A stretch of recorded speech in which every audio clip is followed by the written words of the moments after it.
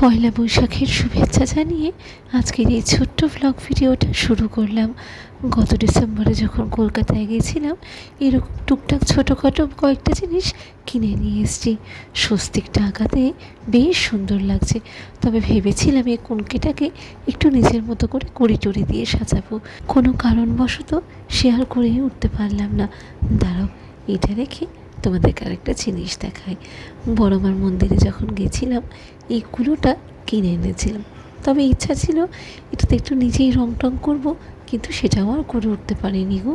এই ধানের ছড়াটা কিনেছিলাম হস্তশিল্প মেলা থেকে, ওই নিউ টাউনে যে হচ্ছিল গত ডিসেম্বরে, সেইখানে। দাঁড়াও একটু সিঁদুর ছুঁয়ে দিই, ভালো লাগবে দেখতে।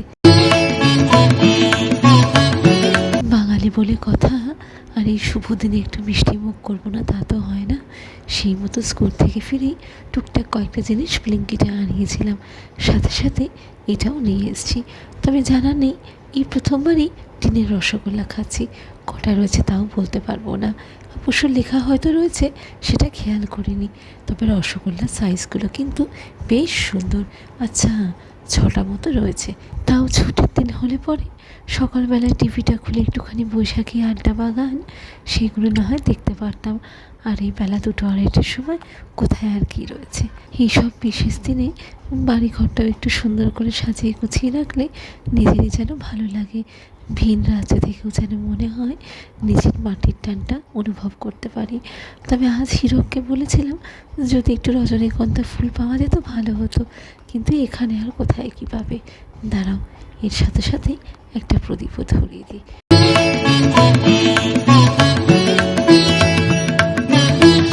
এই সেন্টার টেবিলের ওপরে কুলোটাকে সাজিয়ে রাখি।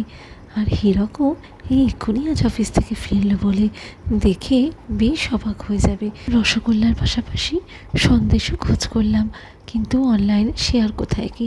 কাছাকাছি অবশ্য একটা বাঙালি মিষ্টির দোকান রয়েছে।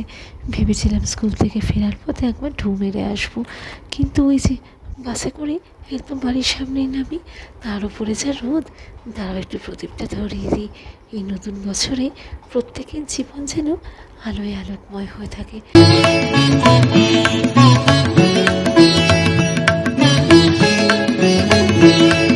চলো এবার রান্নাঘরে ঢুকি। ওই বলছিলাম না, আজ একটু টুকটাক কিছু করতেই হবে। ভাবছি রায়দিদির জন্য একটু তেলে ঝালে চিংড়ি মাছের ঝোল করে দিই। সেরকম করে তো আর ফ্রিজে কিছু নেই। হিরককে এই সপ্তাহে বাজার যেতেই হবে। তবে আজ কলকাতায় থাকলে পরে না জানি কত কী খেতাম। মাছের কালিয়া থেকে আরম্ভ করে মাটন, আর তার সঙ্গে মিষ্টি সে তো অগুন্তি। আলুগুলো একটু ডুমো করেই কেটেছি, সাথে সাথে মশলাটাও তৈরি করে নিয়েছি। তবে চিংড়ি মাছ তো সে রান্না হতে খুব একটা যে বেশিক্ষণ সময় লাগে তা না, ওই বড়জোর 10-15 মিনিট। এইবার এই কড়াইটা নিয়ে আসাতে বেশ সুবিধা হয়েছে।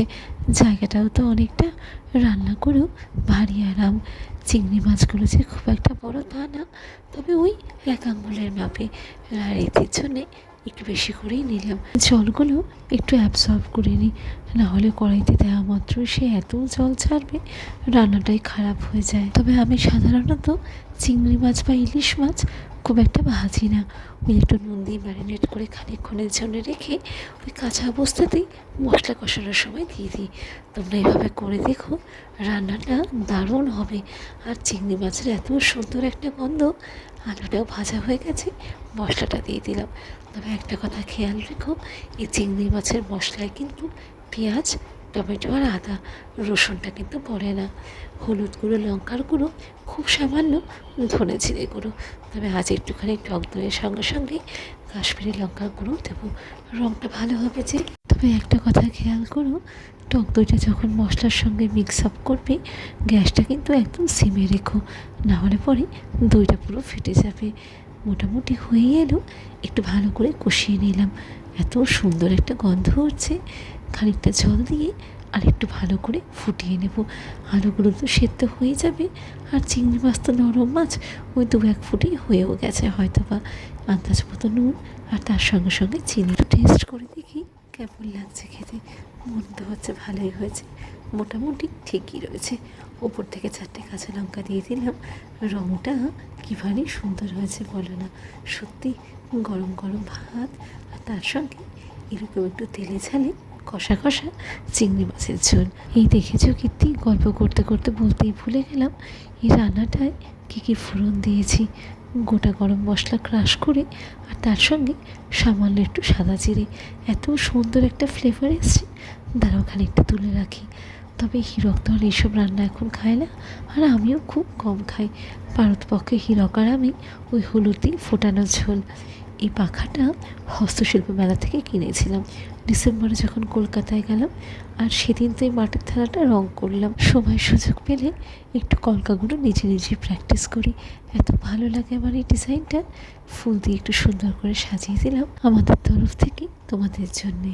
রাতের কাজকর্ম গুছিয়ে এই এখন বেরোচ্ছি। বাঙালি ক্লাবে একটু যাব, ওখানে বাচ্চাদের কুচকাওয়াজ রয়েছে, দেখি একবার ঘুরে আসি। বাইরের থেকে বললাম, তবে কাল ওদের দুজনেরই ক্লাস টেস্ট রয়েছে। অগত্যা আমি আর হিরোকে একবার ঢু মেরে আসি। সন্ধ্যাবেলায় মন্দিরটা কি ভারী সুন্দর লাগছে দেখতে। Good evening uncle, good evening. কদিন আগে থেকেই তো হোয়াটসঅ্যাপ গ্রুপে মেসেজ দিচ্ছে 8টা থেকে অনুষ্ঠান শুরু হওয়ার কথা। প্রায় 8:15-20 মতো বাজে। তোমাদেরকে বলি না, আমাদের এখানে বেশ জোর কদমে নতুন নতুন কনস্ট্রাকশন হচ্ছে। একটা ফ্লাইওভার হচ্ছে, তবে তার সঙ্গে সঙ্গে দেখছি রাস্তাটাও পুরো ভেঙেচুরে নতুন করে তৈরি করছে। আমরা যখন প্রথম ভারতে এলাম, এই পাশের ফ্ল্যাটগুলোয় ভাড়া থাকতাম, ঠিক বাঙালি ক্লাবের একদম পাশেই। যে কোনো অনুষ্ঠানে কী যে ভালো লাগতো, চারিদিকে আলোয় আলোকময়, সেই সঙ্গে সঙ্গে লোকজনের ভিড় সমাগম। আজ তো বাঙালি ক্লাবে রাত্রিবেলায় সুন্দর সুন্দর খাবার দাবারের মেনু রয়েছে। হোয়াটসঅ্যাপ গ্রুপে দেখলাম সেই মতো পেছন দিকে রান্নাবান্নাও হচ্ছে। পারলে পরে একটু কাছে গিয়ে দেখবো খন। ওরা তো আসে না, ওরাও এক দুজনের জন্য মানে হিরকদার ভাইয়ের বউ। এই মনার সঙ্গে এখন যোগাযোগ আছে? ফোনে কথা হয়। হ্যাঁ, ওরা তো দুর্গাপুরে থাকে না। বাংলা ক্যালেন্ডারগুলো প্রিন্ট আউট করা হয়েছে, সেইগুলোই ভাঁজ করে হাতে হাতে দিয়ে দেবে। চল এবার পেছন দিকটা একবার ঘুরে আসি। এখানে রান্না বান্না হচ্ছে, এত সুন্দর একটা গন্ধ উঠছে। আরে দিদি কেসা হ্যায়? আরে কিতনা দিন বাদ দেখা। পুরনো মানুষগুলোর সঙ্গে এতদিন পরে দেখা হলো যে কি ভালো লাগে।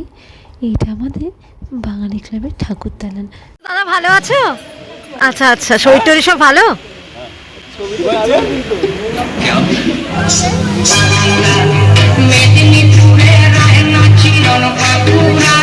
এই মেয়েটার এক্সপ্রেশনটা কি ভালো।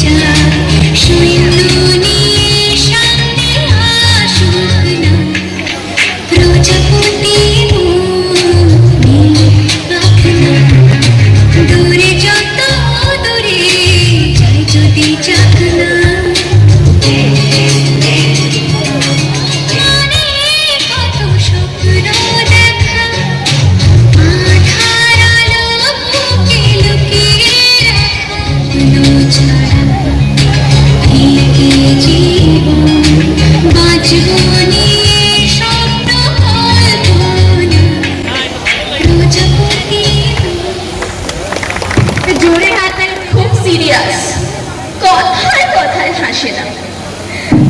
জানেন দাদা, আমার ছেলের বাংলাটা ঠিক আসে, ইংলিশ ওই ভুলে খাওয়া ওটাই ফার্স্ট ল্যাঙ্গুয়েজ।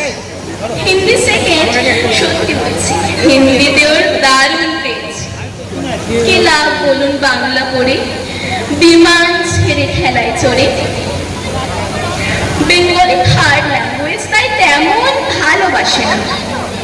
জানেন দাদা, আমার ছেলের বাংলাটা ঠিক আসে, English very fantastic, Hindi sweet scientific, Bengal is glamorous, or place এদের পাশে না।